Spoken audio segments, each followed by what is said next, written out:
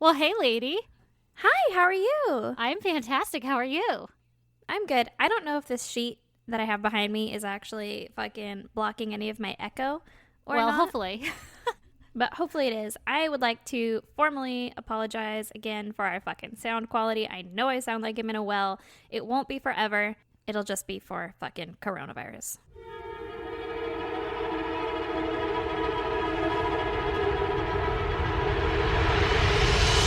God damn! Exactly. Like public service announcement. If you're tuning in to this episode as your first episode, we don't sound this bad all the time. No, Just like not the usually. last 5. Yeah, unfortunately. But soon our fucking state is opening up, so we'll be able to fucking record together again instead of this distance bullshit. Exactly. And we've totally broken quarantine a few times together to record some episodes, but we've been trying to be smart about it. But I'm ready to break it again next time you're ready. Yeah, I kind of am too. But, Okay. you know, Good talk. Good talk. we're trying to be good. We're trying to be Yeah. fucking safe. In other exciting news, we're talking about possibly another Twitch coming up. Oh, maybe yeah. this week. Maybe this next week. Yeah. Maybe Ooh, we'll we fucking don't plan know. it. You don't Yeah. know. You don't know either. We're going to put it all over social media, though. So be on the lookout for that. We're going to do another Twitch. And we're going to work on the She Shed this weekend. So Hell yeah. that's exciting. So we're getting a little further. We haven't forgotten about all of our great plans for the podcast. It's just, fucking life. Everybody gets it. I'm sure you understand. I just want to make sure if you're new to us, you know that we didn't always suck. No, go listen to sound. previous episodes, and the sound sounds better. So, so judge us by that. Yeah, and I don't know what's up with I think it's mainly my mic. Sometimes it just fucking power surges and then I'm yelling in the middle of my sentence. Yeah, And I mean, listen, that's typical for me also, but but not it's to weird that computer extent. sounds. Yeah, I sound like a robot for half a second. Yeah, yeah, and I don't know how to fix that. And I'm the editor who has been completely self-taught, aka I have no fucking idea what I'm doing. So, Fake listen, it till you make it. literally, yeah, that's my motto. So stick with us. We love you guys. Thank you so much for sticking around, even through all these weird technical difficulties, and know that it's not permanent. And we can't wait to be in the same fucking room to record together again also. And it's going to be soon because we're over this bullshit. Yes, so soon. Bullshit. Bullshit. Ooh, that was good. That's the best one I've heard yet. That was pretty good, huh? Yeah, it was. Okay, Erin, give me your goddamn. Well, mine is not very exciting, but also fucking made me yell at a kid. So, Ooh. so I was going into work. I've been volunteering my time because I'm like, hey, y'all, you fucking high school seniors are graduating, and I have some yard signs so that you can be like, hey, I'm alive. I live here, and I'm graduating on account So of they nice can't of walk, you. right? Yeah. So then, well, so great. And I'm designing them and printing them and whatever. And then For the record, by you saying they can't walk, she means they can't do the ceremony and walk across the stage. I don't know if that's a common term for every country. oh, I guess that's... So they didn't lose their ability to walk. I guess that's fair. The pandemic has hit really hard here. No one can walk. Specifically for graduating classes. True. I guess I should clarify that. Yeah, they can't walk in their graduation ceremony. Jesus. Oh, shit. Yeah. But then my boss's kid has been coming in to help me make the signs. I'm designing them and printing them and whatever, and then he's fucking putting them together. Great. Yeah. Great help. Super duper. Well, then on Tuesday, he was like, hey, I can't come in. I've got a little bit of a fever. And I was like, deuces. Oh, fuck. Thanks. Yeah, no. Yeah, don't come in. And my boss was like, it's just allergies, though. Don't worry about it. And I was like, cool. You don't get a fever from allergies, I don't know, man. do you? Yeah, it's fucking lying. I don't know. I don't Got the have Rona. allergies, so. Yeah, but I was like, all right, he's got a fever. Just stay the fuck away from me, right? Right. And then yesterday I went in and he was like, oh, by the way, it was just allergies. I'm cool. So he came in and I was still like, I'm fucking distanced from him and not touching anything that he's touching, just whatever, right? Yeah. And then like halfway through the day, he comes over and he goes, hey, this guy never complains, by the way. Like he will fucking power through everything. Oh, It'll God. be 90 degrees in the warehouse. And he's like, yeah, I mean, it's a little hot. All right, dude, you're going to die. So there's that. yeah. And so he comes to me like halfway through the day and he's like, hey, I know it's late notice, but like, do you mind if I leave right now? Because I'm feeling a little bit fatigued. Oh my And I was God, like, Erin. Are you kidding me right now? Like, you're using all the fucking trigger words that say you have fucking coronavirus. Right? Like, What are a you fever doing here? and fatigue? Yeah, like get the fuck out of here. And so he left and I fucking Lysol'd everything. Oh my and God. yeah. So I don't know. And then today, Oh my God. he came in again and he's like, he's like, oh no, it's fine, everything's fine. And his my boss, his stepdad, was there at the time when he came in, and I was like, do you still have fucking coronavirus? He's like, what's going on here? Get the fuck out. I don't want you here. Yeah. Yeah, and he's just like, no, it's fine. It was allergies. And so I was just staying really far away from him and not touching anything that he touched. Now it's fucking Lysoling everything Oh and washing my my hands all the God. time. Yeah, but AKA, I might have been exposed. Okay, so remember how we just went on this whole rant about how we're talking about we might Twitch next week? I might change my voluntary status to break quarantine with you. Yeah, well, listen, remember how we were supposed to hang out this weekend and everything? Yeah. But also, I was really far away from him the whole time Uh-huh. and did not touch anything, and I washed my hands a lot. I didn't touch my face. Oh my I'm pretty God. sure it's cool, but also, it's just allergies. Jesus So Christ. I don't know about all this. then there's that. I don't know. Listen, I'll understand if you're like, no, fuck you, stay away from me. Oh my God. I need to outweigh the risks and the benefit. I need to run a risk benefit ratio. Well, the benefit is you'd get to see my face. I know, and that's a pretty big benefit. But then, like, possible death upon me and my family. You know, Don't know. That's something that only you can determine if it's worth it. Oh my God. Yeah. So there's that. All our big plans might have just gone out the window because some fucking kid, quote unquote, has allergies. Such dick. Yeah, we'll find out. Only time will tell. Yeah, if he dies or not. So everybody, stay tuned for that update on Twitch. You might be getting another shitty episode of audio quality. Yeah, listen. Oh, Twitch fuck. is just a different kind of shitty. That's true. It's just like more fun shitty. It's true. All right, Stacey, give me your goddamn. All right. Well, mine is on a totally different path there. And that is a long time ago, I went to the doctor and they were like, yo, you're vitamin D deficient, like severely. You should sit in the sun like 20 minutes every day. You know how every other doctor tells you don't go in the sunlight because you'll die of Yeah. cancer? Mine was like, you're going to die because you don't have enough sun. So go in the sunlight. And plus I was going there and I was like, I have fucking anxiety because who doesn't, right? Yeah. So that was forever ago. And I never went in the sun because when am I going to do that? One. And two, I fucking hate the sun. I don't want to sunburn. Yeah. And anytime I'm in it, I lather up because I don't want to die of skin cancer. You're a vampire through and through. Yep, exactly. Well, now that I've been in fucking quarantine and working from home forever and my kids have finally gone back to daycare this week, Woohoo! I've had the beautiful opportunity of working in my backyard. And so every morning I've been sitting in the sun for like a couple of minutes, not too long, because again, I don't want to get a sunburn. But can I just tell you that legitimately I feel so much better, like mental health wise? Like I still have anxiety because listen, I'm fucking reading murder shit and everything. Yeah. But like I feel so much more perky and like myself and I don't feel so sad. Really? I highly recommend sitting in the sun like 5 minutes a day. Oh. My doctor said 20, but you know, I'm working my way into it. I don't want to be too happy. Yeah. I mean, I got to keep some of my melancholy, you know? Defines me. Yeah. Oh, man. Maybe I should try it. You should. I feel great. The problem is the sun is just so hot. It is really hot. That's why you can't do it for too long. But remember the days of like driving around with the windows down and the music up and you didn't give a fuck about the world? Mm-hmm.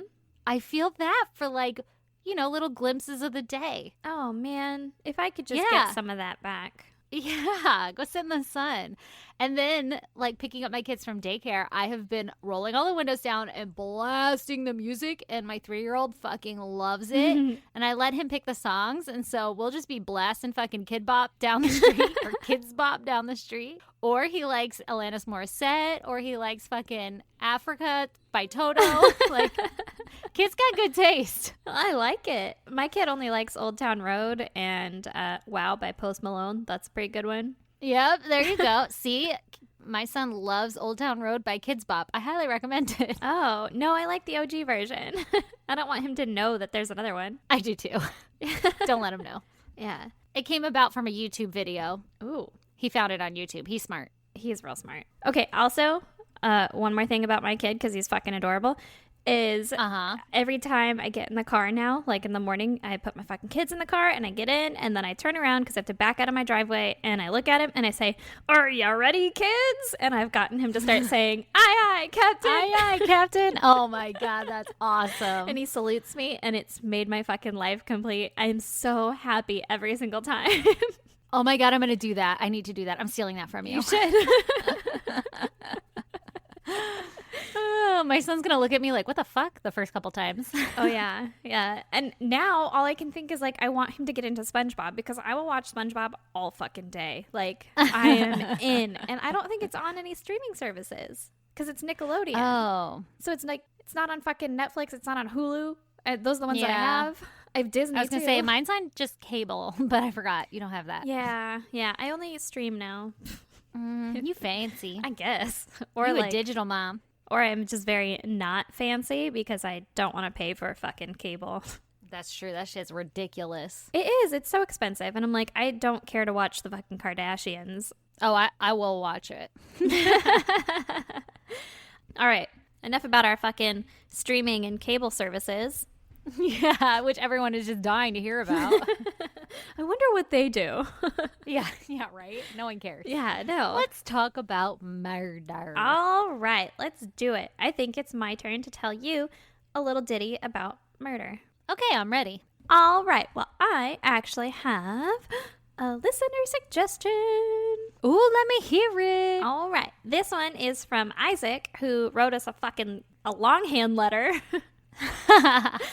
And Yes. yeah, one of them was like, it caught my eye, and I was like, fuck yeah. And also, I'm probably going to use all of the rest of them because thanks for the legwork, coleslaw. So, did you just call our listener coleslaw? I did.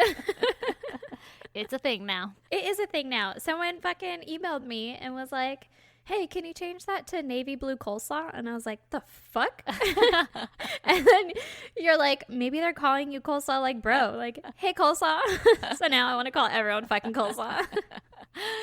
I fucking stand behind it. You guys help us make this a thing, please.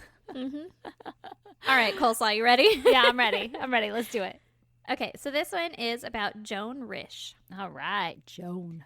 Joan was born in Brooklyn, New York in 1930, and her family moved to Jersey. Sorry, that was weird. I act like I'm from there. Ooh. And her family moved to New Jersey. Ooh, there we go. All right. Whoa, hold up. I don't want to act like I know what I'm talking about, right? Not the Jersey, but yeah, not the just new one. Jersey. Yeah, the new one. When she was 9 years old. And her parents died later that year in what was called a, quote, suspicious fire. Oh, no, that's sad. Super sad. At 9 years old? Yeah, Yeah. that's fucked up. Yeah. Okay, so then she had to go live with her relatives after that, and she ended up taking their last name. I found that a little bit weird, but also, Well, I guess, listen. to each his own. Yeah. Maybe it's Yeah. easier for insurance purposes. Maybe. Or like every school ever, and they're like, that's not your parents. I'm like, yeah, well, the thing is, my parents died in a suspicious fire. Yeah, in a horrific fire when I was 9. I love talking about it. Yeah, yeah. So maybe it was just easier. Yeah. You're right. So then she went to Winston College in Pennsylvania, and she got a degree in English Lit. Ugh. She sounds real smart, though. Well, she worked in publishing, and she became an editorial assistant. Well, And I was like, goddamn, that's cool. yeah, that sounds really fun. If that's what you get for being an English Lit major, I mean, maybe I would do it. Yeah. I want to read books all day. Isn't that what they do? Yeah. Maybe. It just Sounds sounds nice. like hard. Well, yeah, but your job sounds hard to me. That's true. Okay. Yours sounds hard to me, too. I mean, roofing sounds hard too, but you know. Okay, touche. So, in 1956, she got married to a man named Martin Risch. Risch? Ooh. I don't know how to say their last name. That's fine. Yeah. Well, he was an executive at a publishing company, and so she was Ooh. married one of the fucking top dogs, Yeah, right? she was. And they had 2 kids in 2 years, a little girl named Lillian and a boy named David. Okay. Lillian was older, just an FYI. All right. Then they moved to Lincoln, Massachusetts, which is close to where Isaac lives. What? That's crazy. Yeah. And so the 2 of them become active in their community, and Martin got a job at Fitchburg Paper Company. Okay. So we're talking about like The Office, huh? Uh, Dunder Mifflin. Yeah, exactly. Fun fact, though, my parents went to and met at Fitchburg State College in Massachusetts. Aw, that is a fun fact. Yeah, which I'm assuming is close by fucking Fitchburg Paper Company. Yeah, probably. Sounds right. Or at least in the same town, Yeah. I guess. So Joan had plans of becoming a teacher once the kids got a little bit older, but she's not there yet. She's a stay-at-home mom, right? Yep. And on October 24th, early in the morning, Martin got up and he went to Logan Airport for an 8 a.m. flight to New York City for a business trip. Okay. He left the house at like 6:50 in the morning, okay? Okay. And then later that morning, Joan got the kids up and she made the kids breakfast. It literally said that she woke the kids up, and I believe that they're both under 4 years old at this time. Oh, Which- that doesn't sound right at all. No, I would never fucking wake up my kids No. if there was a chance of sleeping in. Yeah. No way. No fucking way. Yeah. It must have meant to say the kids woke her up. Either that or she's like a fantastic mom and she's Ugh. like, let's fucking get the day started. I don't know. Rise and shine, sunshines. Yeah. Whereas I'm like, oh my God, are they still sleeping? And it's 7. Fucking Don't close move. their door. Yeah. Yeah. Don't even breathe. Yeah. So after breakfast, she took her son David, the younger one, across the street to the neighbor Barbara's house to play with Barbara's kids. Okay. And then Joan took Lillian to a dentist appointment and then shopping at a department store. Alrighty. During this time, the milk and the mail was delivered to her house, and both the delivery men said that everything seemed totally normal. Everything was in place. Great day, right? Okay. Shit's about to happen. Obviously, they're asking them this. Yeah. Yeah, because shit's about to happen. And then at about 11:15 a.m., Joan got home and she picked up David from the neighbors. And a delivery man for the dry cleaners came by her house to pick up some of Martin's suits. And he entered the house, said that Joan and everything in the house seemed fucking hunky-dory. Everything's great. Okay. Whatever. Yeah. Right? Yeah. After he left, Joan changed into a blue house dress and Oh. white sneakers. Yeah. Let me just put on my second ensemble for the day. Well, I'm thinking it's instead of her, like, quote, going out clothes, because it was the 60s and they had expectations of women. Like, yeah. basically, she got in her fucking jams, I was right? going to say this is her version of sweatpants. Exactly. She's like putting on my goddamn house dress and some sneakers, and it's going to be a good day. Martin's not home. I don't have to wear my fucking heels all day. I don't have to make any martinis. Exactly. So I think, yeah, it's just her jammies, right? Got it. In the middle of the day. Yep.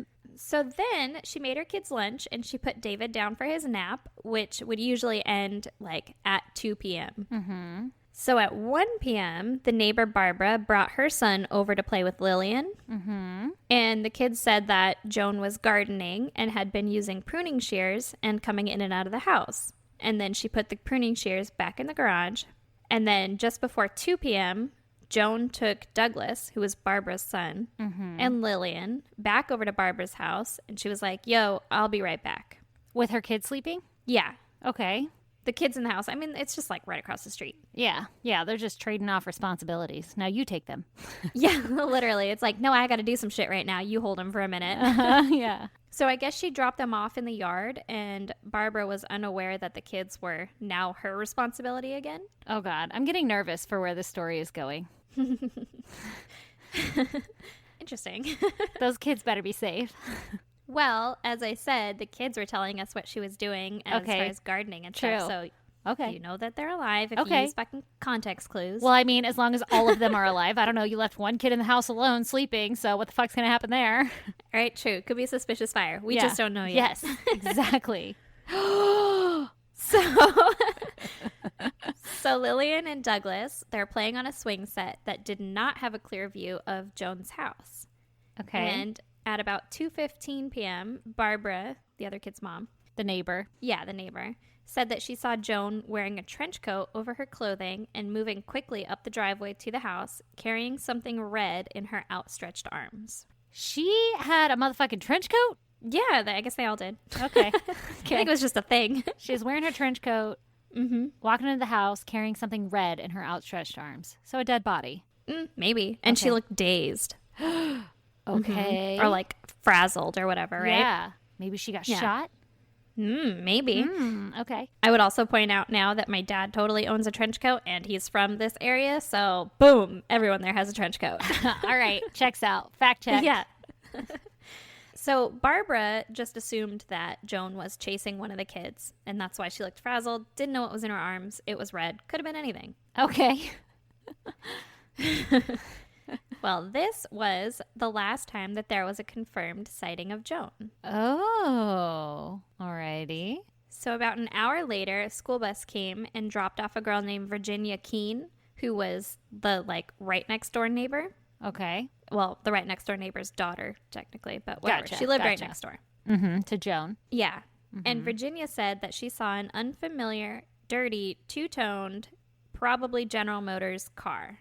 Oh. Alrighty. Because it didn't specify in any of the articles. I don't know if this car was in Joan's driveway or if it was just nearby, but she saw it and was like, that's fucking unfamiliar. Different. Yeah. Yeah, I'm going to remember it, right? Okay. Roughly 5 minutes after that, another neighbor said that they were driving up the street when they had to stop to let a car back out of either Joan's driveway or the Keene's driveway. Okay. Are They couldn't Keens remember. the next door neighbors? Virginia Keene? Yes. Okay. Yes. They couldn't remember which house they had to stop at or which house it was coming out of. Oh, okay. But Virginia and her mom both said that there were no cars in their driveway during that time because Virginia had just gotten home Yeah. from school. Yeah. Okay. So likely Joan's house. At about 3:40 p.m., Barbara brought Lillian back to Joan's house. Yeah. She didn't see Joan, but she assumed that she was home. And God, to be alive I know, in this era sounds awesome. right? Done. But that's pretty much what Joan just did to her, where she's Yeah. like, here's the fucking kids, deuces, Yeah, whatever. didn't And see Barbara each was other. like, what, they're mine again? So Yeah. then Barbara was like, no, they're yours. Like, black back, no trade backs. Exactly. And so then Barbara went shopping with her kids and got home at about 4:15 p.m. Mm-hmm. When she got home, Lillian, the little girl, came back over by herself and told Barbara that her mom wasn't home and there was red paint all over the kitchen. Oh my God. Oh, your gut. Oh my God. Yeah. Where was her brother though? Sleeping still? Yep. Okay. Well, I don't know about sleeping because it's 4:15 and his nap usually ends at 2. Is this? But Am I gonna hate the story? no. Okay. Okay. So Barbara goes over to Joan's house to be like, what are you talking about? Red paint? Is she redecorating? Yeah. I saw something red in her hands. Yeah. And so she goes back over there to see, and she finds David still in his crib, and he's Oh, crying. Okay. And there's blood all over the kitchen. Oh Lord, that's not good. That's not paint. Yeah. No, it's not paint. So she calls the police at 4:33 p.m. And it takes the cops like 5 minutes to get there. Okay. They get there, and they said it looked like Joan, or somebody, had committed suicide in the house, but they couldn't find a body. But they're like looking around. They're like, all right, this is fucking sus. And her car was still there and everything. Yep, car's not her car missing? was still there. Wow. Okay. There were blood smears on the walls in the kitchen. A table had been flipped over. A struggle. You don't struggle in a suicide. You usually don't struggle in a suicide unless you're like, fuck. Fighting yourself. Yeah. I really didn't want to do it like this. Flip the table over. I don't know. Maybe you're like bipolar. I don't know. Yeah. Yeah. Very valid point. Yeah. Also, the phone from the kitchen had been ripped from its cord and thrown in the trash can, Nope. That's something different. and there was blood on it. Yeah. And the trash can was in the middle of the floor in the kitchen instead of its usual spot beneath the sink. Okay. Just a little weird. Yeah. They found 3 fingerprints in the blood at the house, but they couldn't identify them or rule out them being Joan's because they didn't have her prints to compare them to. Couldn't they like lift them from around the house and You be would like, think. this is her hairbrush? I'm pretty sure the killer didn't touch that. Probably. That would have been a smart idea, but they didn't. were just like, I don't know, man. It's fucking 1961. She gone. They didn't have those kind of critical thinking skills. Okay. So there was also a roll of paper towels on the floor that appeared to have been used to wipe up some blood. Just the whole roll? What kind of monster does that? Literally, I think, okay, this said possibly off of someone's hands. So I think that someone just picked up like the whole roll and like wiped their hands on it and then just like threw it on the floor. Monsters. Yeah, I agree. And then there was a pair of David's overalls, the little boy. His overalls were on the floor that had blood on them, and they had appeared to be like pressed into the floor as if something heavy had laid on it for a while. Oh. Okay. That's all we got there. Okay. They did know that the blood type was O, which is the most common, and it's what Joan was. So it's kind of like, yeah, it could be hers. It also could be a lot of other people's. Yeah. But Yeah. it's definitely not hers. Okay. Got it. So then the cops said that the bloodstains in the kitchen seemed consistent with someone staggering around and trying to hold themselves up. Okay.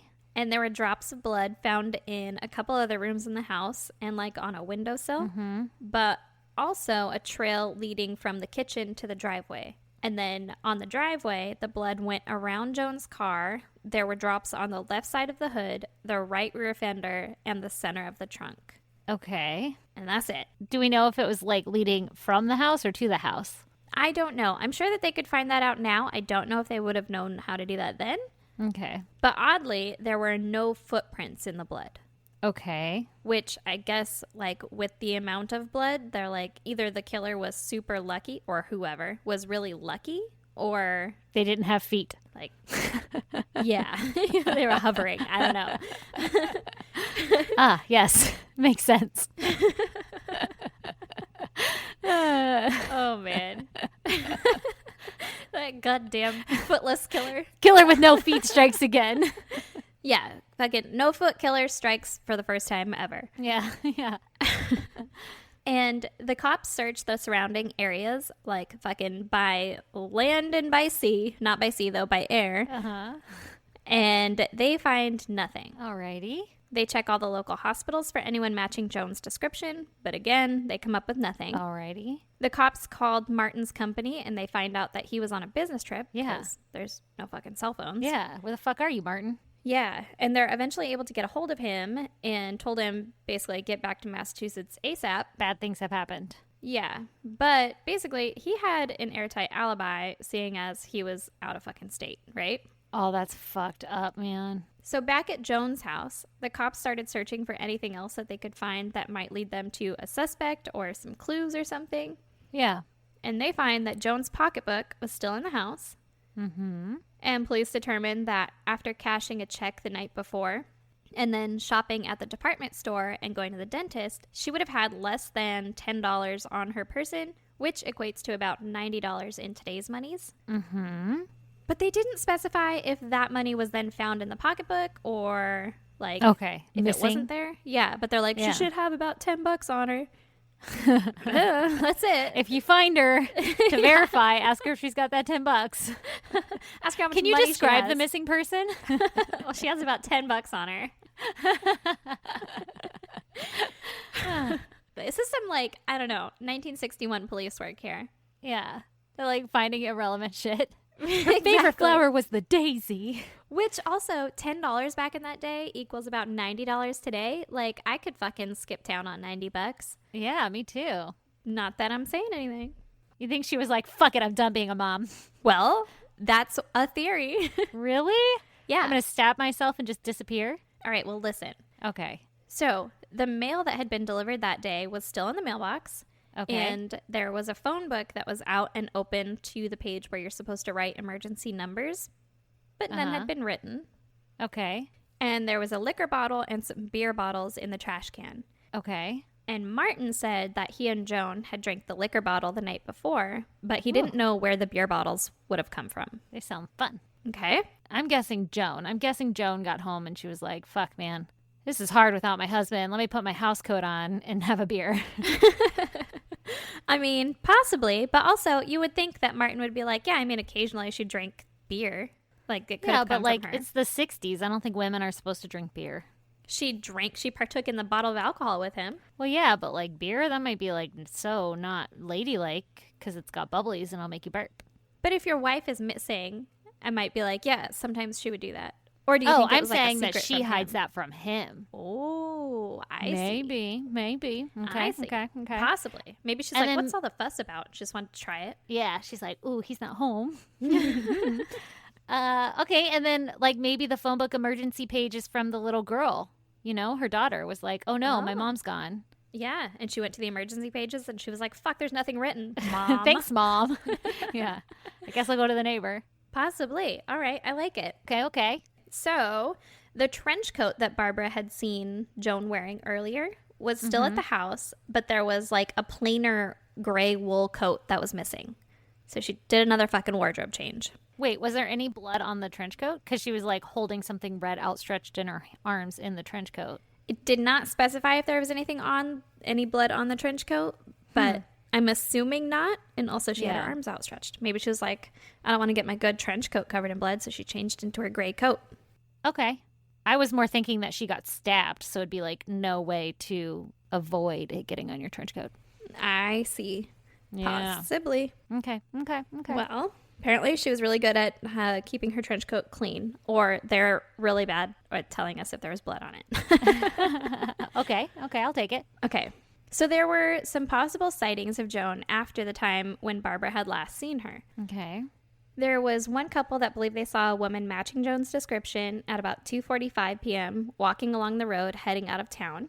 Just like thumbing her way out of town or something? She was wearing clothing similar to the house dress and plain coat that Joan was supposedly wearing, but she was also wearing a like fucking kerchief over her head and tied around her chin, and she was walking hunched over as if she was cold, and she seemed disheveled. Or that she had been stabbed.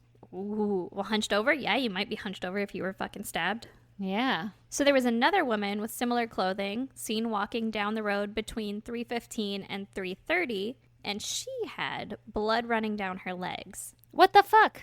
And she appeared to be cradling something at or near her stomach. And nobody thought to call the police beforehand? Okay, so I don't know how many fucking apparently dazed and confused and possibly bloody women there are walking around in this goddamn town, but there's at least 3. Like, Yeah, you better hope you don't get stabbed, because what luck, huh? yeah. Also, does it not sound like this last woman that I just told you about had like a miscarriage or something? Blood running down your legs? Yeah. Holding your tummy? Yeah. They're like, she must just be on her period. Right? Goddamn crazy women. She's got that Oh my hysteria. Oh, Yeah. no. Yeah. And nobody was like, ma'am, Do you are need you some help? okay? Yeah. How fucking crazy is that? That's insane. So at 4:30 p.m., there was another woman with a similar description walking down the road, I guess near some construction site, like they were building a fucking road. Mm-hmm. But none of these women were ever confirmed to be Joan. I don't know if anyone ever stopped to like help these women and find out, but they were just like, yeah, I saw a lady. She kind of looked like that. Whatever. I don't know where she is now. Okay, so I wasn't really paying attention to the times when you were saying all this, Mhm. but did the times line up that it could possibly be the same woman and like different accounts of people seeing her? Or are they all different? One Like- was at 2:45, one was at 3:15, 3:30, and one was at 4:30. So possibly, I mean, if this one woman's just walking around town. Yeah. Or going somewhere, trying to get to the hospital or some shit. Yeah, I guess that could be. But at least some disheveled looking person was seen 3 times and no one was like, yo, you cool? We should help her. Yeah. Yeah. The Fucking one with the crazy. blood is just crazy that no one did anything about. Right? I mean, I wouldn't, but someone would. We've talked about this before. You're right. Yeah. You wouldn't. But a couple saw her, I think. I think it was a couple. Yeah. Oh, I don't Yeah, know that's- for sure if it was a couple on that one or Oh, not. okay. Well, that's real fucked up. Yeah, if I was with Brandon and I saw a lady that had blood down her legs and she was cradling her stomach, I'd be like, obviously we have to stop and help her. Do your part. You do something, Brandon. Yeah, if I was by myself, stay I'd be here. like, I didn't see shit. Keep a walking. Yeah. Okay, so here are some fun facts. Okay, tell me the facts. While there was a lot of blood in the house, a state chemist determined that it was only about half a pint, which does not amount to a life-threatening injury. Okay. Also, it turns out that leading up to Joan's disappearance, she was a bit of a bookworm. Like, she went to her local library and had checked out 25 books that summer. Damn. Here's the thing. Most of the books had to do with murder and missing persons cases. Okay, well, you can't judge too much on that. Not Look not at saying what anything we about do. that. Uh-huh. Not that there's anything wrong with that. But there was a journalist that went to check out a book so she could research cases similar to this one. Uh-huh. And she noticed that on the library card that Joan had checked out the book the month prior to her disappearance. Oh, shit. Okay. So it's a fucking similar case in this book, and she's checking it out. Her parents died in a suspicious fire. I don't know, man. That's Maybe. crazy. And there was another book with a similar case, and Joan had also checked out that one. And so they had a bunch of volunteers go through and see what books she had checked out. And that's how they found out that she was like super fucking into true crime, murders, disappearances, whatever. She sounds awesome. Okay, I agree. But it's 1961. Like, that's so... You think she was doing some research? Possibly. I think she was doing some research into her own disappearance. Like, how do you fucking get away with it? So were the plots of each of those stories, those two stories that you mentioned, were the plots that like the person makes themselves disappear? No, I think it was that they had disappeared, but like there She was no using trace. it as research potentially. Yeah. So like if the people had disappeared and there was like blood left over and they never found a body or something, she's like, oh, well, if I just don't fucking die, then I could just take my body elsewhere. No one will ever solve this case, right? Okay, so was her husband like, yeah, she was unhappy, or was he like, no, that's actually very shocking. She loved making me martinis and wearing heels around the house. Well, her husband believed that she had had some form of amnesia and she couldn't find her way back home. But he did believe that she was alive. He did not believe that she would willingly leave the family. He didn't think that, like, anything was amiss in their relationship or anything like that. And Yeah. up until he died in 2009, he believed that she was still alive and just missing. Dang. He stayed in the same home and raised his kids, and he never had Joan declared legally dead. Wow, that's crazy. I so agree. she's still technically alive. Yeah, technically she was never declared legally dead. I find that part to be kind of poignant, I guess, because if Martin did have anything to do with it, like he hired a hitman or something like that, like you would definitely declare that person dead so that you could do whatever, like claim their life insurance or whatever other thing, right? Yeah, plus he was like somewhere else. So Yeah, but I mean, you could have hired a person or something. That's true. That's true. Okay, so here's what's weird. So a neighbor had to back or wait for somebody to back out of a driveway. So there was for sure another vehicle. In that area. And yeah, either Joan or somebody else driving it. I'm assuming that's Joan's blood. I'm assuming that. How would too. she have gotten this vehicle? With the $90? Maybe. I don't know. Well, she had $10. I don't know. Oh, sorry, with the $10. Equivalent to $90. I don't know how she would have gotten the vehicle. She might have like been planning this for a long time and just had her fucking squirrel away vehicle. Like she might have accumulated it some time ago and then been like, all right, got to go get my go car. Yeah, let me go. Yeah. I'm thinking she was outside doing something or like putting her fucking pruning shears away. Somebody attacked and it got like brought inside, like don't make a scene kind of thing. Got brought inside and fucking, or she ran inside and the person went and got her. And that's why there was like a struggle. And the person was like, come with me or I'm going to like fucking murder your family, or they didn't know about the kids or something. And then they took her. Yeah. It could have been that. Like she was just kidnapped and she was like, oh no. But then what was she carrying that was red up to the car? You still think she was possibly stabbed? Yeah, I guess that's the part, like, if she was stabbed and then if Barbara happened to, like, look out at... I mean, she just looked disheveled, right? Well, Barbara said she looked frazzled Yeah. or like dazed or I something. mean, which you would if you got stabbed. You'd be like, what the fuck? But you'd probably be in a little bit more of a panic. I'm thinking her outstretched hands that had, you know, carrying something red was just, like, bloody hands. But I feel like if I was stabbed, I wouldn't be holding my arms outstretched. I'd be like, if I got stabbed in my arms/hands, I'd be holding them close to my chest and be like, what the fuck, man? If I got stabbed in my stomach, chest area, I'd be like holding that thing like, what the fuck, man? I feel like that would always be my reaction, would be like to curl in on myself, you know? But Not what if be you like, don't, like, what if "Argh." that was the moment she was realizing that she had been stabbed? Like, she's like holding her arms out, like, what the fuck is this shit? Oh, fuck. Like while she ran up to the house? I mean, maybe. Yeah. But then it'd be weird that Barbara wouldn't recognize that as somebody being stabbed and covered in blood. Yeah, or that like Barbara wouldn't be like, whoa, there's Joan carrying something red. She looks kind of frazzled. Wonder what that car and that other guy there is doing. Like, Yeah. you would think that if she was like being pursued by someone into the house, that Barbara would have seen them too. Yeah. That's interesting. Well, fuck, man. Mm-hmm. So there's a theory that Joan possibly staged her home to appear as if she was murdered or taken and had simply fucking left to start a new life. Okay. But her friends and family, husband, everybody said that she would have never willingly left her kids, her family, you know, that she was happy. Yeah. Like that. They don't believe that. Yeah. I told you Martin thinks that, or thought that, she was still alive and had amnesia.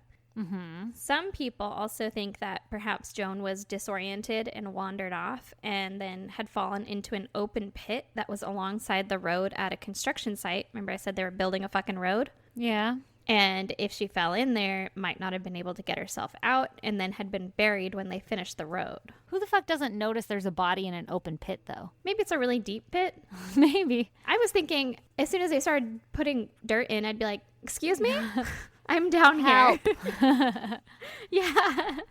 So, I mean, unless she was like passed out or asleep or unconscious or something, like, I find it hard to believe that if she heard them starting up the fucking construction equipment to be like, all right, let's fill in this hole, she wouldn't be like, no, wait. Hold up. I'm in here. Yeah, not yet. So one of the original investigators on the case continued to think about this case well after retirement. He said it was like one of the things that still hangs around his neck, right? Yeah, the one that got away. Mm-hmm. And he had his own theories that he would not share, but he believed that she was dead. Mm-hmm. And he was like surprised that a body was never found. He died in 2009 as well, and now no one is actively working on the case. Oh, and shit. it's still open and cold. Joan just gone. That is insane. Yeah, I thought so too. What? That shit's crazy. That is so cray. Mm-hmm. I found it weird that she fucking checked out all these books that are super similar to how she then disappears. Like, I don't know, man.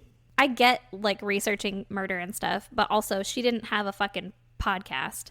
Like, we research murder too, way too much. Yeah. But that's because we have a podcast. Like, there's a reason. She didn't have a reason necessarily to look at all of these things. Well, yeah, but like I am genuinely just interested in it without the podcast. Like I watched like nonstop documentaries and shit, and they didn't have that back then. So then I would be reading books instead, and I still do read books instead. So to me, that's not as shocking. It's like you get into like a fucking rut of like I am stuck on this type of book, and then you just read them all.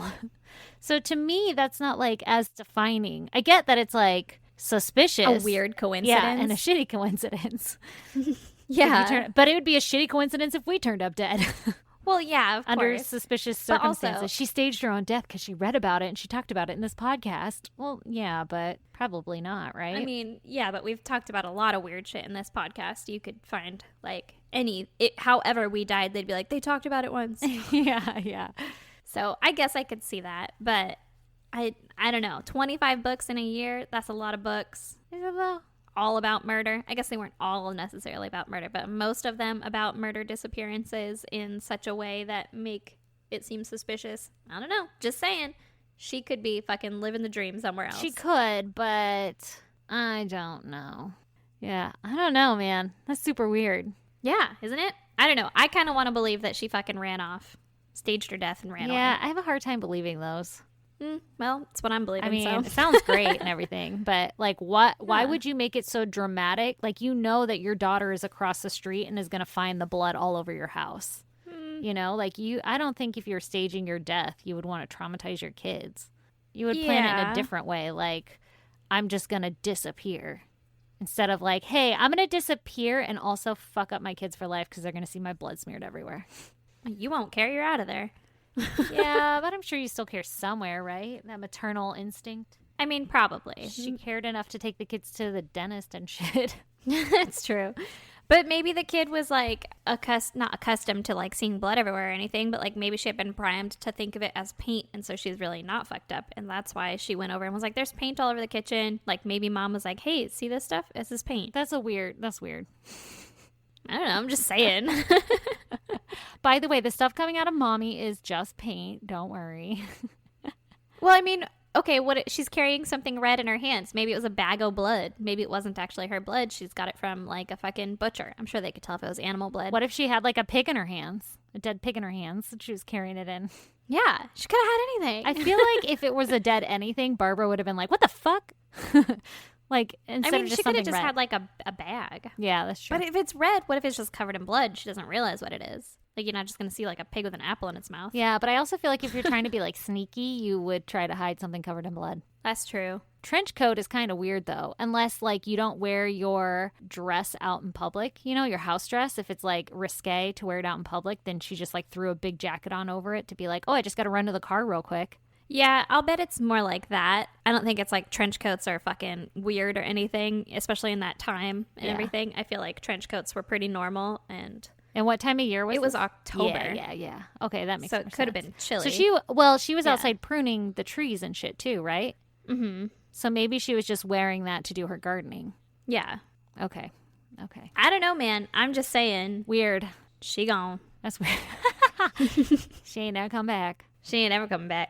Well, Go damn. forever. That's fucking Yeah. sucks for those kids, man. Oh my god, yeah. That'd Thank be God horrible. no one was hurt, though. Like, none of the kids were. Yeah. Well, fuck, man. I'm going to be thinking about that one for a while. Thanks, Isaac. Yeah. It's a goddamn mystery. Dun, dun, dun, dun. All right, Stacey, what do you have for me? All right. Well, I'm going to tell you about Cindy Loof. Cindy Lou Who? Maybe it's Lofay. I don't know. Ooh, all right. I like it. In 2017, Sydney Loof was a 24-year-old Wait. woman. What? That time you said Sydney. Is it Sydney or Cindy? Did I say Cindy the first time? Don't you do this to me. I thought you did. It's Sydney. That's why I said Cindy Lou Who. Oh, you did. Sydney. Jesus Christ. It's happening again. Sydney. Okay. Sydney Loof. Now it's going to be hard for me to say. Fuck you. Oh, Jesus. You always have a really hard time differentiating between Sydney and Cindy. So I'm just going to assume that whichever one you say, it's supposed to be Sydney. Sydney. Yes, like Australia. Sydney. All right, got it. But it's so true. I don't know why. And then now that you point it out, I'm going to fuck it up every time. I will do my best, though. All right, I believe in you. Okay. In 2017, Sydney Loof was a 24-year-old woman who worked as a clerk at Menards in Lincoln, Nebraska. All right. Ooh, a Lincoln one. Yeah. When you said Lincoln, Massachusetts in your last episode. The one that just happened? Yeah, that was a fucking weird way of saying that. But when you said that, I like panicked for a second and I was like, isn't that in Nebraska? Like there can't possibly be two. Shit, did I get the state wrong? Oh my God. Anyway. Okay. So Sydney was looking for a significant other in her life. And so, as many people in our generation do these days, she turned to Tinder in hopes of finding a perfect partner. In hopes of sparking up a flame. Yes. In hopes of finding some love. Do you hate me for the way I wrote that? No, but I just, it's Tinder. It's supposed to light some matches. Yeah. To kindle some Tinder. Love. Yeah. Romance. Oh, Jesus. Okay. So let's see. In November of 2017, Sydney had made a match and she met a 26-year-old woman by the name of Bailey Boswell. All right. Okay. So we don't know much about either, like any background on Sydney or on Bailey. Okay. But we do know that the pair hit it off immediately and they exchanged over 100 messages between the two. God damn. Yeah, right? And then they eventually agreed to meet up to go on their first date. Okay. So now it's November 14th. They have their first date, which consisted of driving around and smoking pot together. Nice. Sounds awesome. Very modern. And when they ended the night, they had agreed that they were going to have a second date for the following night. Okay. They're moving fast. 2 dates in 2 days? Hey, listen, 100 messages. You get to know somebody over 100 messages. I mean, maybe, unless it's all memes and GIFs. I mean, you could still get to know somebody pretty well. That's true. Like, do they just send Rob Lowe gifts? Because they sound awesome.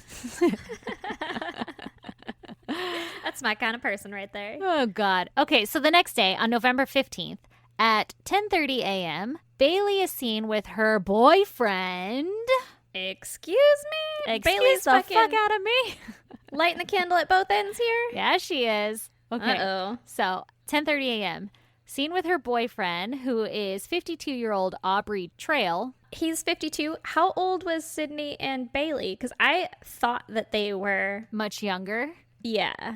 You said our generation. And so I was like, cool, they're around our age. So Bailey was 26 at the time, and Sydney was 24. And she's dating a 52-year-old man. Oh, yeah. And his name is Aubrey Trail. Okay. And so Aubrey and Bailey are seen entering Home Depot on security cameras, and they purchase some suspicious tools and accessories, which I'm obviously going to touch on later. Can you see where this is going?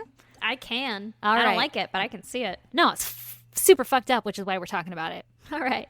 Okay, so let me tell you a little bit about Aubrey, because we have more information on him than we do the other two women. Okay. He was an ex-convict who worked as an antique dealer. AKA he had a front for another thing.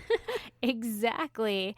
He had actually recently come into trouble with his antique business when he scammed a couple out of $400,000 in like a bad antique deal. So I'm assuming he was saying some shit was antique, but it wasn't. Scandalous. No. This chair came straight from fucking Christ's tomb. I promise. I don't know if Straight Christ had a off the tomb. Mayflower. Yeah. I have the Holy Grail. Yeah, this is the Holy Grail. Trust me. This is what we're all looking for. Yeah. I This have is the it. shit. I'll sell it to you for $400,000. All right. And so this couple was like, yeah, this is proof of divinity. Let's Yep. do it. Yeah, and then they were like, "Hey, fuck you," and then they sued him for it. All right. So he was into some trouble. mm-hmm. He also claimed that he had this fucking side gig where he would conduct hardcore sexual fantasies for clients that he met over the internet. Okay. So, interesting character. Yeah, he sounds like a person that I wouldn't want to know. A bad antique dealer who's like, "I will fulfill every hardcore fantasy that you desire," and I'm 52. Well, I mean, he has an antique store. He could probably make it look like a fucking vampire's lair. That's very fucking true. It's like, do you want this gold-framed bed? A wrought iron, whatever. Is that what it's called? Yeah. Okay. What does that mean? I don't know. Twisted? That's what I What always is see. wrought iron? Oh, that makes sense. I never once thought about it. I'm sure it's not actually twisted, just like, shaped. Like it's been Formed. wrought. I don't know what the fuck it means. I'm making shit up as Okay. we go. I like it. So even though Bailey is looking for a girlfriend, she also has this boyfriend who seems to be a very interesting character and kind of shady, right? Yeah, and he will fulfill all of her sexual fantasies. Yes, for free because, homie hookup. Yeah. Let me get the homie hookup. Oh, Lord. Okay, so later on the 15th, after they go shopping at Home Depot, Bailey picks up Sydney at her house for their planned second date, which was going to take place back at Bailey's apartment. Okay. But as you can guess, Sydney never actually returns home from the date. Just as I suspected. Yes. As you could have guessed. So the next day, when she's not home, I couldn't fucking find who or what or how anybody in her life discovered that she was missing, but it only took the next day for somebody to report her missing. Good. And then this huge search was kicked off to find her because everybody was like, what the fuck? Where'd she go? Okay, good. Well, on December 4th, so this is like 19 days later after the date, Sydney's remains were found. Ooh, okay. Tell me about it. Okay, she had been dismembered and Oh, wrapped in 6 different plastic bags Ugh.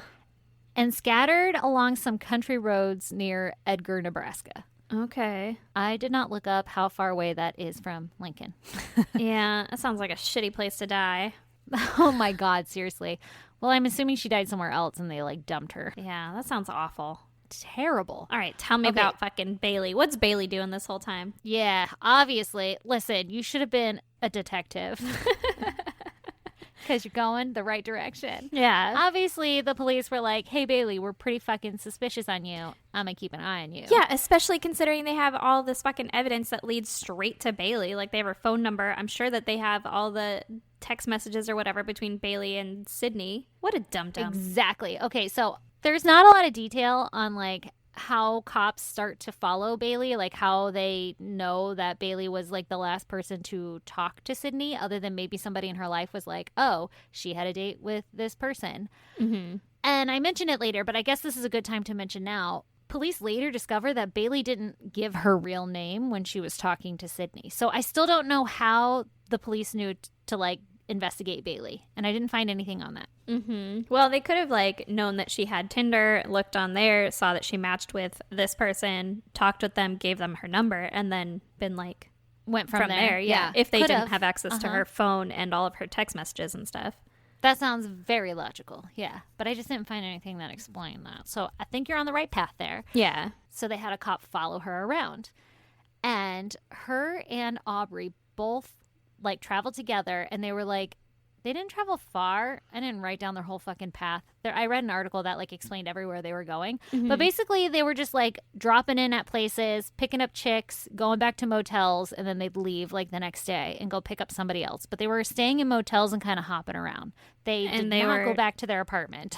Okay. And they were just fucking banging random chicks together? I'm assuming, I don't know if they were banging or what, but they definitely were picking up chicks and then going back to hotel rooms, and they did not go back to their apartment. Okay. To each their own, I guess, except for the whole murder part. That's kind of Yeah, right? Yeah, that part kind of sucks. Okay, well, as soon as... So they're keeping an eye on Bailey, and this is kind of like before they find her remains, but as soon as they find Sydney's remains, they're like, okay, wait. You both are coming with us, because not only is Sydney just missing, now she's dead, so we're for sure arresting you. Yeah. Smart. Okay, so they apprehend the pair out of like a motel room. They like pull them out. Police go through all of the messages between Bailey and Sydney, and that's where they find that Bailey had actually communicated to Sydney under the pseudonym Audrey, not to be confused with Aubrey, who's the guy in this scenario. All right. This is Audrey. real creative. Yeah, like you just changed like one letter. And you used a very similar looking letter. Yeah. What should we say our name is? Should I say it's Aubrey because that's also a chick's name? No. Audrey. Audrey.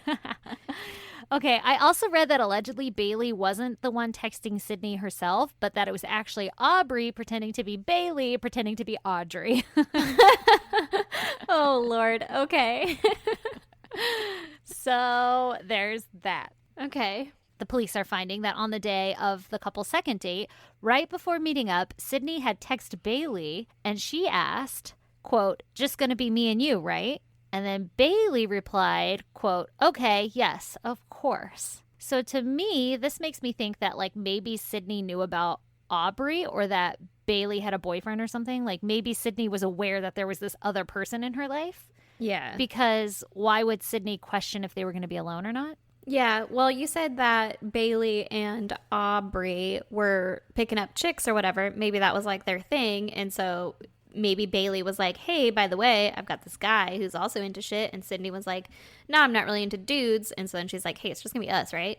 Yep, exactly. I think you're onto something here. All right. I like it. Okay, so I couldn't find much detail here, but I'm assuming that the police were able to get enough substantial evidence from Sydney's remains and from questioning Bailey and Aubrey and everything that they found. So they were able to arrest and charge both with murdering and dismembering Sydney, and they take the people to trial. They try them separately. Okay. So in trial, here is what allegedly happened to Sydney. Mm-hmm. Obviously, there's a couple different stories. There's the truth, and then there's everything else. Exactly. So kind of what you were saying, the prosecution argues that Aubrey and Bailey had a whole little setup where they would attempt to lure in unsuspecting women via Tinder with the internet with the intent of torturing and murdering them. Ba, ba, ba, ba. That's fucked up. That's super fucked up. So 3 young women actually testified in Aubrey's trial that they had met Bailey over Tinder and they would eventually be introduced to Bailey's, quote, sugar daddy, which was Aubrey. Mm-hmm. And then Aubrey would then buy these women gifts and clothes, and he would offer them $200 a week if they agreed to join their group of witches. Oh, okay. I don't think that $200 a week is enough to make me do anything, but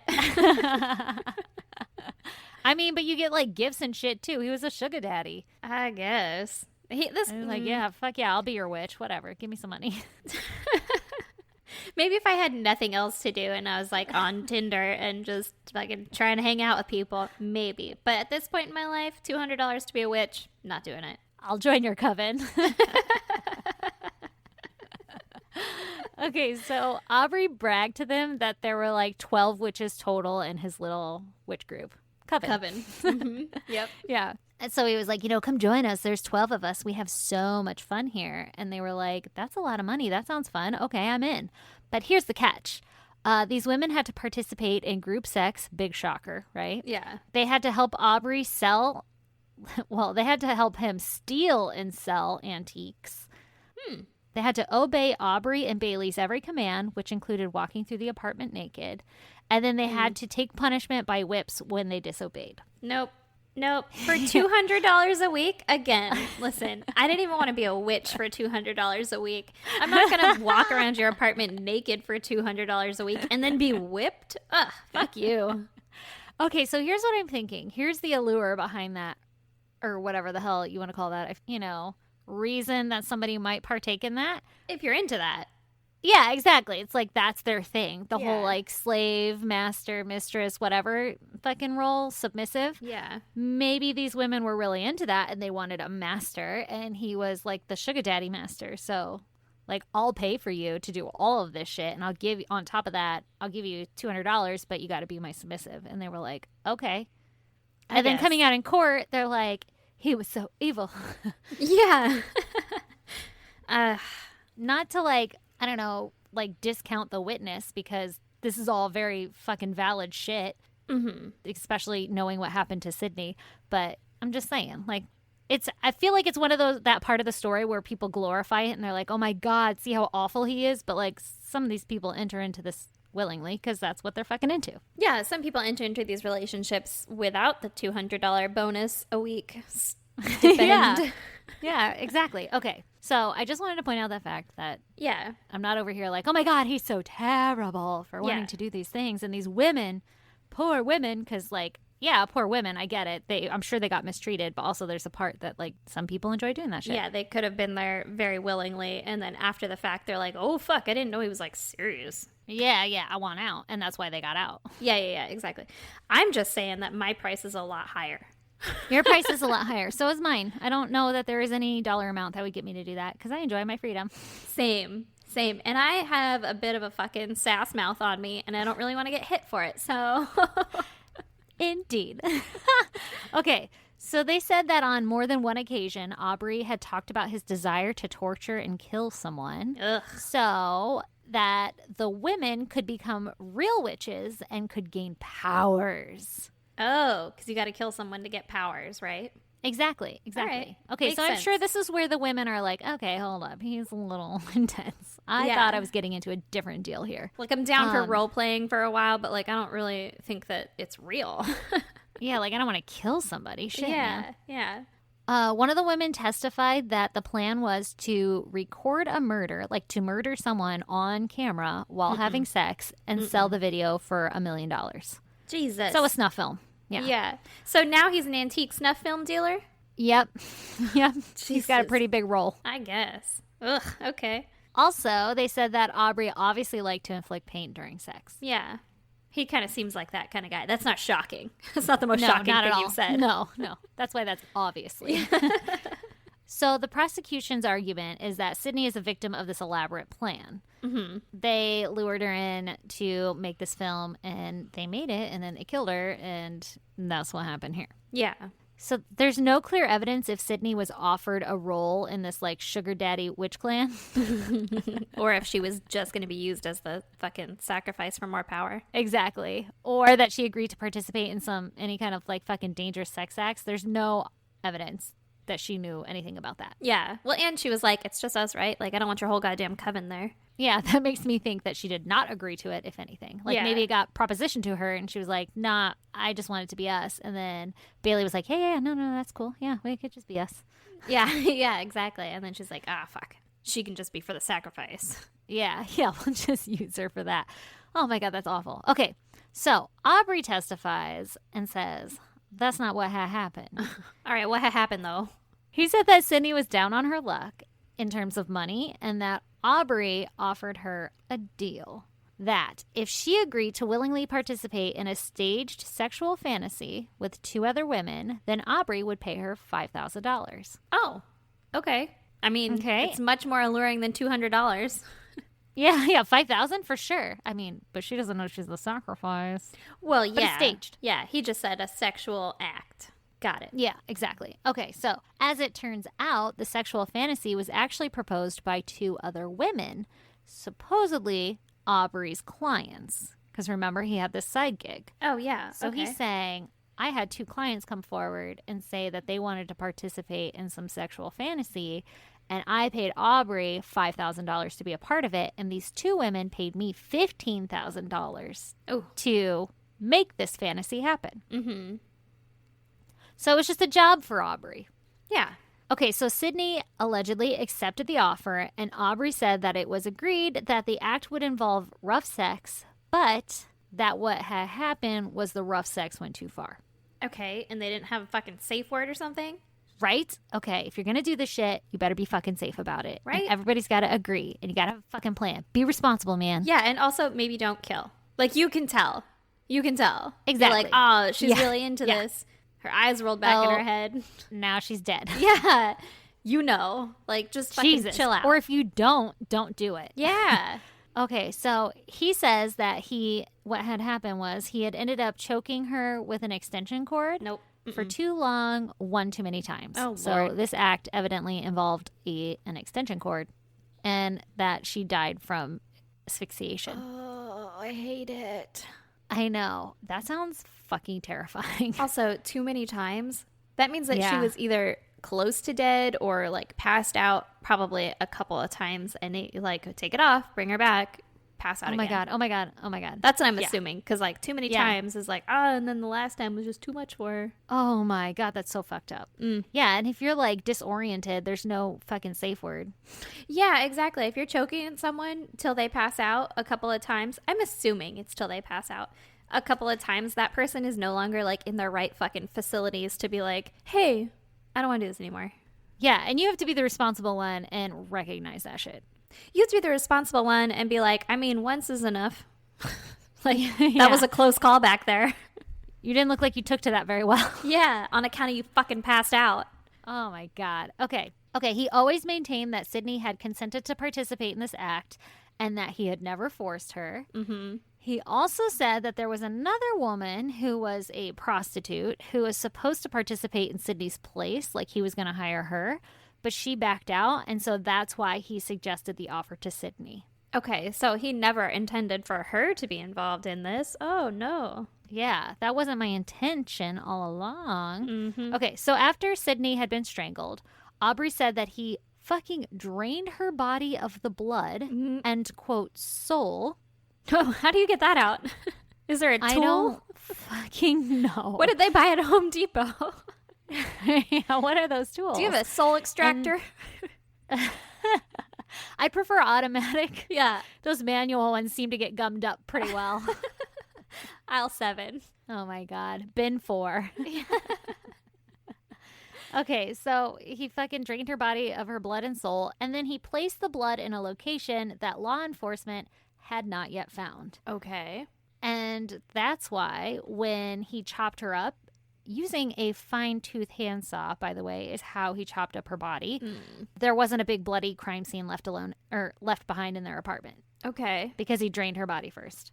Okay, so the police are like, okay, hold the fuck up. If that's what you did, where is all this blood that you're talking about? Yeah. And Aubrey basically said, I'm not going to make anything in this investigation easy for you. Like, I'm telling you my side of the story, but if you can't find it on your own, I'm not going to tell it for you. And he wouldn't even tell the police the name of the 2 other women that supposedly partook in this sex activity. Mm-hmm. And he was claiming that he was protecting the identity of his clients. What a fucking douche.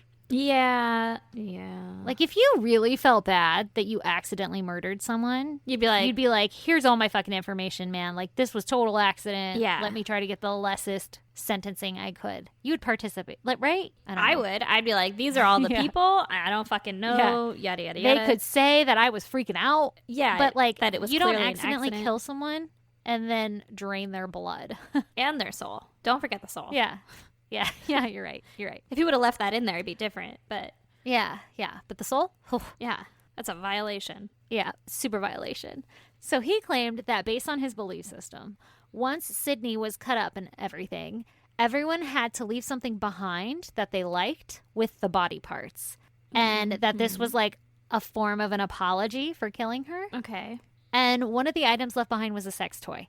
Now, I don't know if it was like left with her remains in the bags or what, but evidently one of the items that somebody was like, this is my most beloved possession in this world was a sex toy. Okay. And I'm sorry. Yeah. Yeah, I'm sorry. I'm going to sacrifice my most favorite fucking Dildo. Yeah. Ugh. Yeah. Okay. So they then placed, Aubrey is saying, he then placed her remains in 6 black trash bags and scattered them on some country roads near Edgar, Nebraska, right? Like I was saying. Yeah. And I'm assuming those black bags and the saw were the items that were seen in the Home Depot's CCTV footage. Like, okay. Nothing ever comes out and says what they purchased there, but I'm guessing that's what it was. Yeah, the saw, the black bags, and the soul extractor. Yep. Yep. The manual one. Uh-huh. I'm sure the automatic one was probably too expensive and too loud. Everybody would know what he was doing in that apartment. Yeah, and you're only going to use it once. Like, exactly. Really? Yeah. Just get Yeah. the manual one. Now, Aubrey testifies that Sydney's remains were scattered in a certain way along the roads and ditches because in his beliefs, like his little belief system he's got going here, this placement of the body parts would speed up her incarnation. Reincarnation? I don't know. Incarnation? That was my question. I was like, is reincarnation different than incarnation? I don't know. But the article I read said incarnation. All right. I So mean, her first carnation. okay. Oh, Jesus. Oh, God. Okay, so he also said that those roads that he chose were done so specifically because there was a cemetery nearby that was a very special place in his fucking beliefs. Okay. So it was like sacred lands. And if I scatter her a certain way, she will be incarnated. Okay.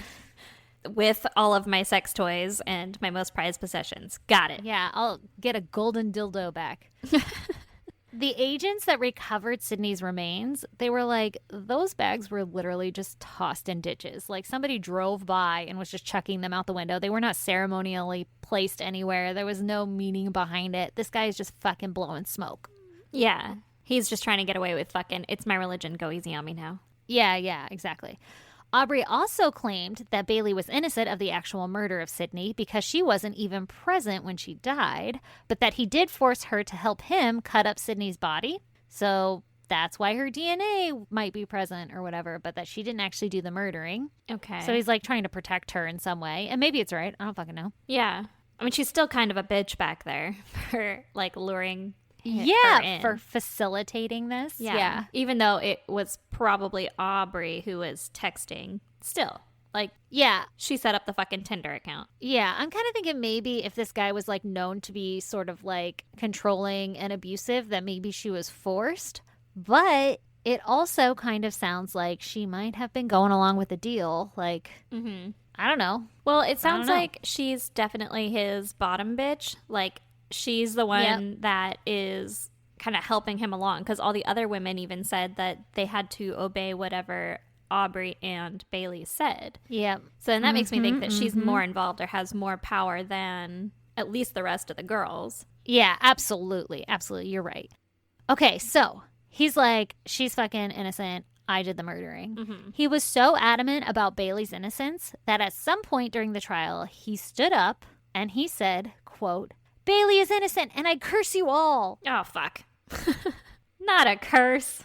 And then he slit his own throat with a fucking razor blade. What? Several times. Yes, on No. the right side of his fucking neck. He was just like, cha cha cha cha cha. Oh my God. I curse you all. Cha cha cha cha cha. How Yeah. fucking horrified would you have been if you were the jury? Oh my God. Okay, so there's video. They had cameras in the courtroom, but the cameras weren't pointed at him. They were pointed at the judge, and the judge is like starting the fucking trial for the day, you know, like, or it's back from recess or some shit. Yeah. And she's just like, oh, like straightening her fucking paperwork. Like, all right, everybody, thank you so much for joining us today. And then you just hear mumbling like fucking Bailey is innocent and I curse you all. And then everybody gasps. And you see the judge look over at him. So she obviously sees him like slashing his throat. And she just kind of looks like disappointed for half a second. Like, what the fuck? And then it like pans off of her onto him on the ground. Like everybody tackles him, you know? Oh my God. Just disappointed. Yeah, her reaction is the best because it's not shocked or it's not like a visible, like, what the fuck? It's just like, God damn it. Like, fucking this again? Okay, so he slits his throat a bunch of times on the right side, and all the fucking reports that I was reading was like, he wasn't responsive and he was gray and being carried out on a gurney with shit on his neck, but fucking bro lives, all right? Okay. Not that it really How matters. pissed would you be if you were sitting to his right, like one row back, and he's just fucking spraying arterial blood at you or whatever? Fucking Oh my God. jug blood. Dude. that old jug blood. Yeah. I'd be pissed. Oh, I'd be so like, mad. not on my court clothes. That's what I was just thinking. Like, these are my only nice clothes, you dick. Oh my God. Now I got Okay, your fucking so- curse sacrifice, blood sacrifice on me. Mm-mm. asshole. Mhm. Okay, so this little outburst did nothing for his case because he lived, like I said, and the jury found his ass super fucking guilty within 3 hours of deliberating. So they were like, bro did it. Yeah, well, they were probably like, yeah, he seems fucking crazy. Yeah. Right? He kind of seems Oh my a God. little impulsive. Yeah, a little nutso back there. Yeah. So I didn't really mention all the timelines around here because all I really mentioned was that the crime took place in 2017. But like investigation and shit was going on in 2018. And then all this shit with fucking coleslaw over here slitting his throat. Yeah. That was in 2019. And so he still hasn't been sentenced yet. What? And he's to be sentenced in June of this year. So he's either going to get life in prison or the death penalty. So we don't know what he gets yet, right? That's June of this year, which is like next month. Yeah. April, May, June. Unless yeah. the fucking coronavirus either A, kills him, or B, pushes it back. Probably is going to do that, or both, hopefully. Yeah, you never know. Okay, so now Bailey's trial, there's no detail on it, and I'll tell you why. Because she hasn't been tried yet. Okay. There was like, I guess, a fucking medical emergency in her family, so her trial was pushed back until September of 2020, which I didn't know that you could just be like, hold up, I have a medical emergency. Can we not go through this court case right No. now? Like, I didn't know that was an option. No, fuck that. No. Especially if it's a family medical emergency, I'd be like, hey, guess what? You fucking lost your rights to your family's medical needs. Like, you don't get to go hang out with them or see them or do whatever. Yeah, but you're innocent until proven guilty. Cutting me in the core here. I disagree. I mean, I agree that you're innocent until proven guilty. However, if there's enough evidence that probably some nefarious shit happened around you, like, I'm sorry, there's a fucking trial that has to happen. Yeah, I agree, a trial, but, you know. No. You know, No. You know. All right. I hate it. Anyway, so it's pushed back until September of this year, which again, I'm sure coronavirus is going to push it back further. So I'm not sure what her whole stance is on like her defense or anything, because obviously she's not going to talk about it because it hasn't been taken to court. Yeah. So we will just have to see what happens there. But she's being charged with first-degree murder, conspiracy to commit murder, and improper disposal of a human body or human remains, which is also what Aubrey got charged with. Yeah. Improper disposal of a soul. Yeah, yeah. And you used a manual extractor? That's not regulation. Oh, God. Ugh. God damn. Man. Anyway, so that's my story. That's a fucking doozy. Yeah. I don't even know what to say to that. It's fucking had everything. It had sex. It had antiques. It had witches. It did. Coven. It had secret coven. Fantasies. It had Ooh. nefarious acts. Man. I'm just mad that I couldn't find anything on Sydney. Like, there was nothing. Yeah, I mean, maybe that's because sad. it's so new and fresh and, like, the trial is still going on and maybe her family's, like, not talking to media and shit. But, like, I Yeah. don't know anything about her other than it sounds like she smoked pot. Yeah. So she sounds chill. Yeah, she And sounds like a good time. She was looking for a significant other. Yeah. She's just looking for love in all the wrong places. Yeah. God damn, that sucks. So be careful out there on Tinder, peeps. Yeah, don't get fucking taken into a coven and sacrificed. Yeah. Oh, I'll be so mad if that happens. I know, right? So I will put that video of the courtroom outburst on our website. Yes, I want to see it. Ugh, pay attention to that judge, man. It's my favorite part. I'm pretty excited to see it, actually. You should be. All right. Well, on that note, if you guys want to check out pictures pertaining to our cases, go to isgdpodcast.com. And you can also get links to our merchandise and our Patreon. Which another one comes out yesterday. Yeah, it does. And on it, we kind of mentioned that we're talking about trying to add some shit to our Patreon. So there might be another tier coming at you soon. Yeah, with hopefully some live video things of possibly all the episodes, which means that you guys would get them raw and early. Boom. Indubitably. Yeah, that'd be fun, right? Yeah.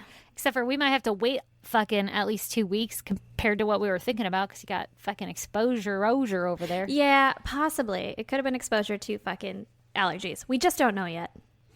Yeah. Only time will tell. Time will tell if we're all going to die or not.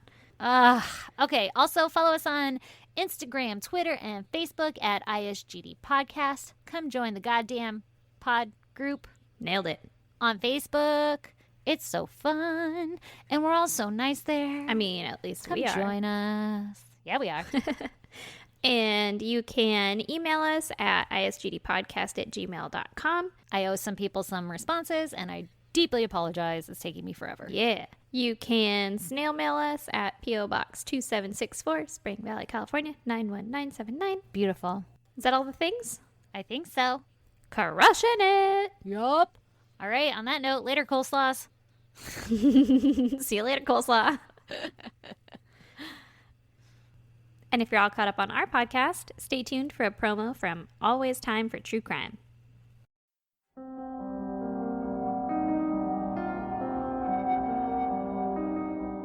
Hey guys, this is Julia from Always Time for True Crime. Every week, I get into a new case about murder, missing persons, and serial killers. My podcast is all about the lesser known cases. So, if you're looking for something beyond Ted Bundy or John Benet Ramsey, head on over to Always Time for True Crime for some new true crime stories. You can listen to Always Time for True Crime on Apple Podcasts, Spotify, Castbox, Stitcher, and more.